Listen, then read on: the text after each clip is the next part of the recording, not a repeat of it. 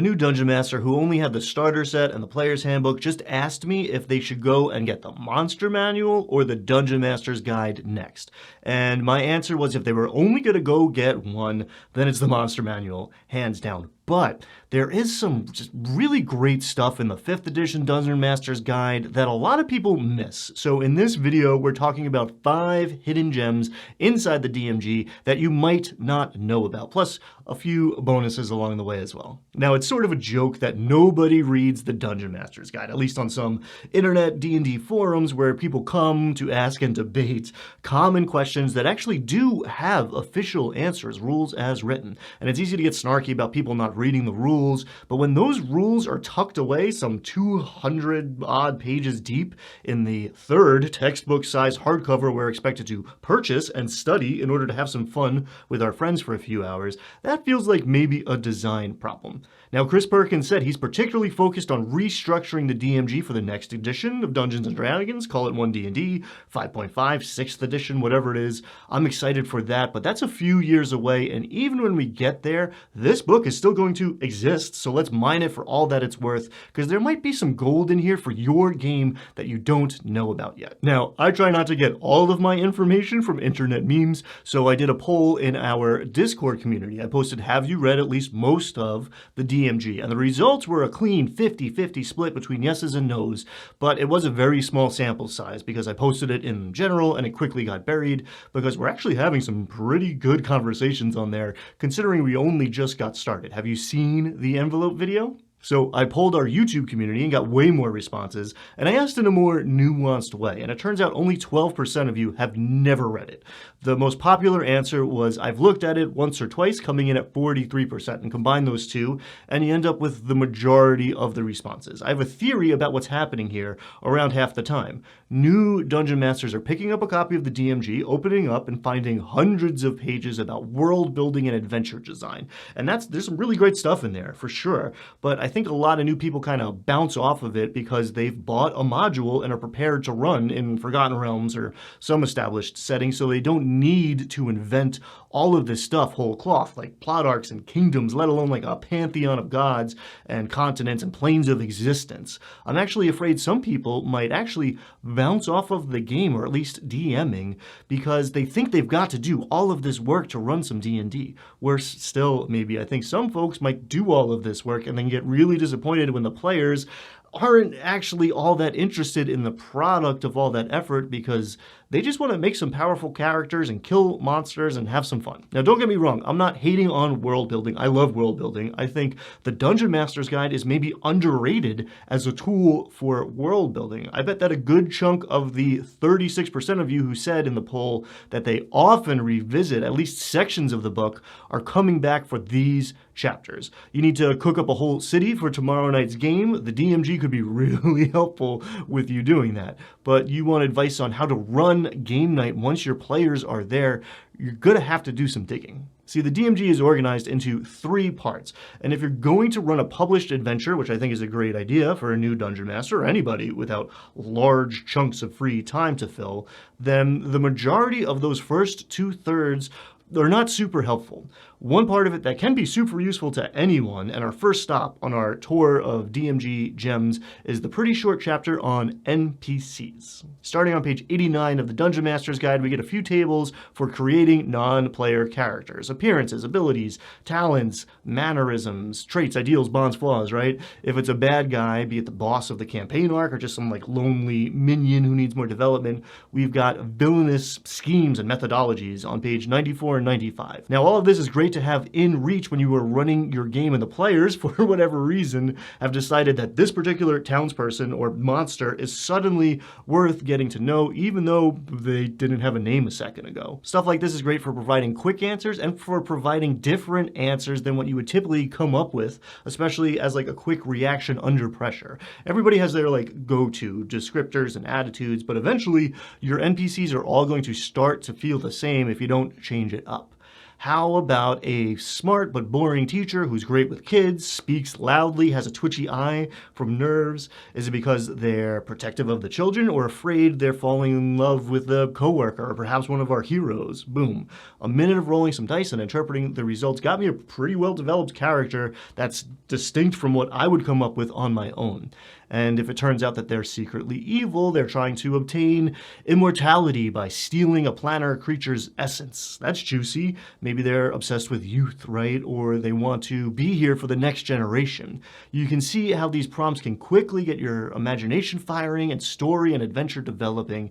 And even when you're not trying to roll up your own, it's always good to have options. Now, one section with a ton of options is the end of part 2, where we find the big old catalog of magic items. Now, I'm not calling this our second hidden gem because I bet you already know about it. In fact, the remaining 9%, and I expected that number to actually be higher, said that they use this book often, but only for the treasure section. And at nearly 100 pages, it is by far the largest chapter in here.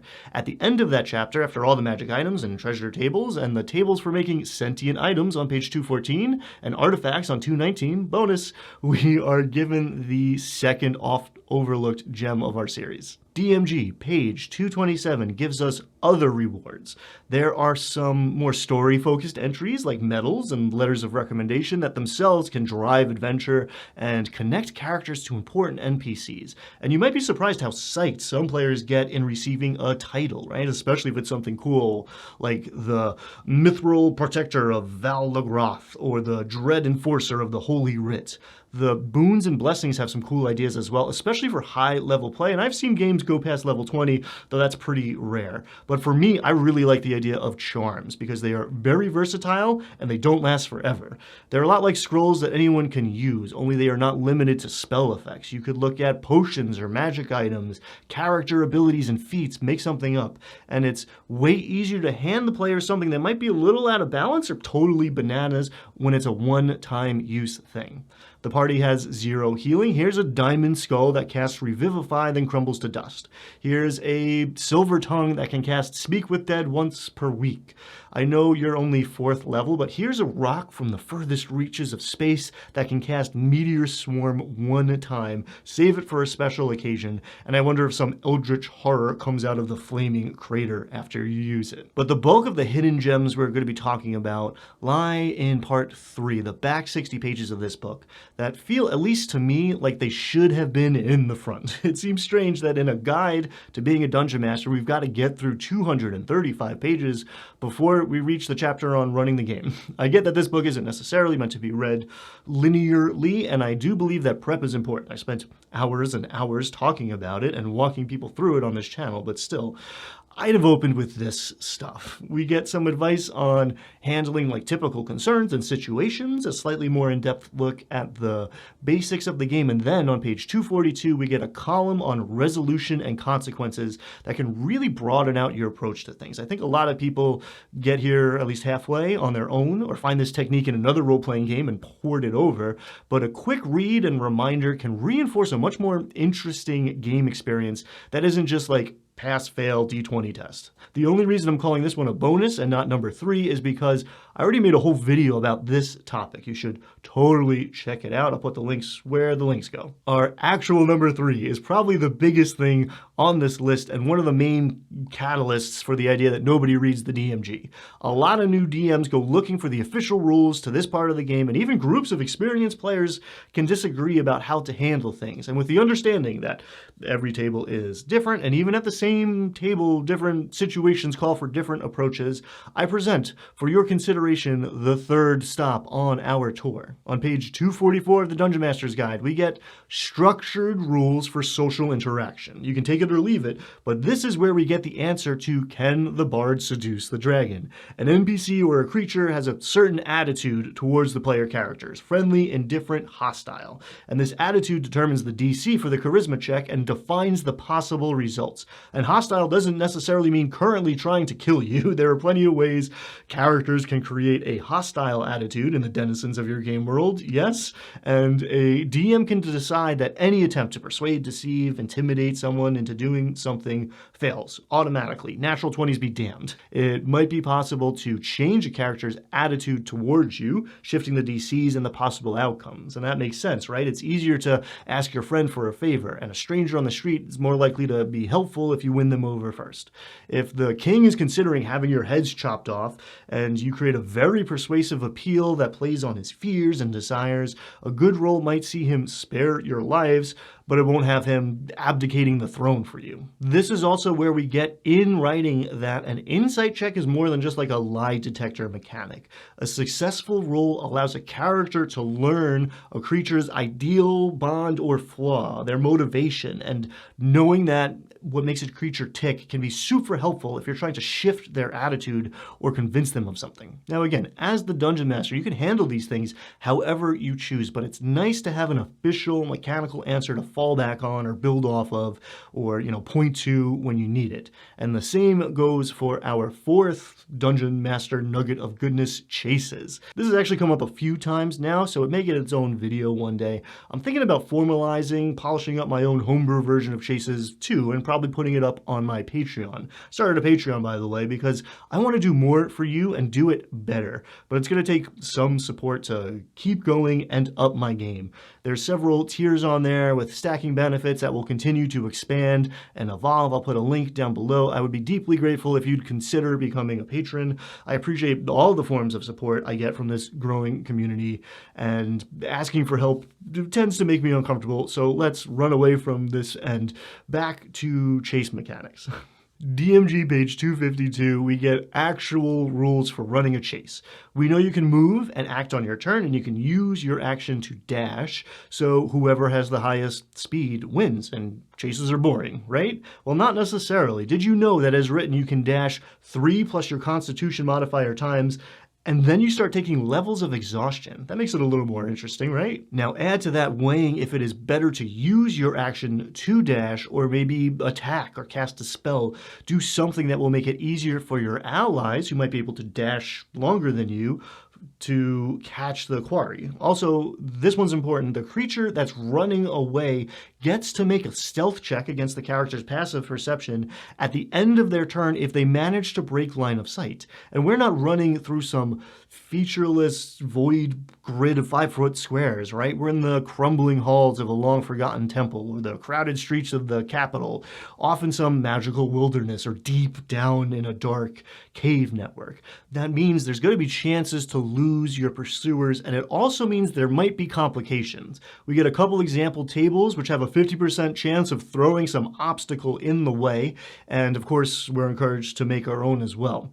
You are chasing after the thief that stole the bag of holding, but here come 2 guys carrying a huge sheet of plate glass between them and a merchant pushing a cart of cabbages.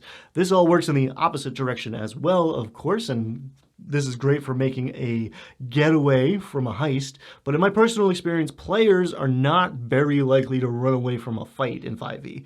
When they do though, oh boy, is that some edge-of-your-seat gameplay. Now the stakes are really high, and somebody might make the ultimate sacrifice to buy time for the rest of the party to escape. That's peak D&D. Whew, sorry, just having a flashback there. Some heavy stuff can go down in a Dungeons & Dragons game sometimes, and it can leave a mark. And if you are looking for a game mechanic that can capture that, then Hidden Gem number 5 may be just the thing. Starting on 258, the DMG gives us a few pages on madness, and I'm going to go out on a limb and say that this is the coolest thing that no one's using in 5e. Tell us in the comments if you have a better contender for that title, but I say madness. We get 3 whole tables of effects with durations of minutes and hours and indefinite until cured. There are, the old standbys and some more exotic entries that could all be a lot of fun to roleplay. Instead of some basic poison damage, roll a madness effect the next time someone gets some venomous bite or inhales strange fungal spores or gets zapped by some magical trap or malfunction. The character is babbling and is incapable of normal speech or spell casting. The character experiences a powerful delusion. Choose a potion. The character imagines that they are under its effects.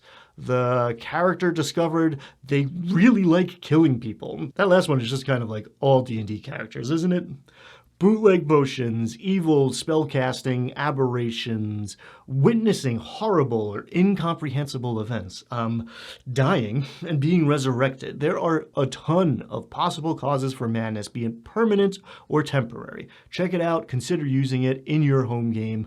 I think you're going to like it. I hope I've inspired you to go get the Dungeon Master's Guide off the shelf and blow off the dust and give it another look, even if you have been referring to it often. Maybe you were reminded of a piece you forgot about and found something to spice up your home game. There's plenty more in the DMG. In fact, let's do this again, yeah? I do hope you enjoyed this, because up next, we're talking 5 more often overlooked gems in the Dungeon Master's Guide. Subscribe so you don't miss it, and check out the links below in the meantime. Thank you so much for watching. Get out there, have fun, be kind, and I'll see you next time.